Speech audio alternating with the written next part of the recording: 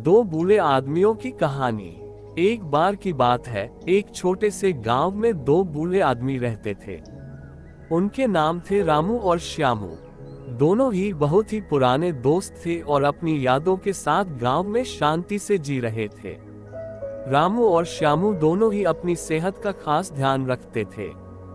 वे रोजाना सुबह उठकर साथ में पार्क में चले जाते थे और कसरत करते थे। फिर वे अपने खेत में गए और अपने पौधों की देखभाल करते थे। इसके बाद दोनों एक दूसरे के घर पर चाय पीते थे और बातें करते थे। एक दिन श्यामू ने रामू से कहा, भाई, हम अब बहुत बूढ़े हो गए हैं और हमारे पास अब ज्यादा समय नहीं बचा है। हमें अपनी जिंदगी को और भी महत्वपूर्ण बनाना चाहिए। रामू ने मुस्कुराते हुए उत्तर दिया, तू बिल्कुल सही कह रहा है श्यामू। हमें अपने समय का सही उपयोग करना चाहिए। क्या हम एक छोटी सी स्कूल खोल सकते हैं जहां हम अपने गांव के बच्चों को मुफ्त शिक्षा दे सकें?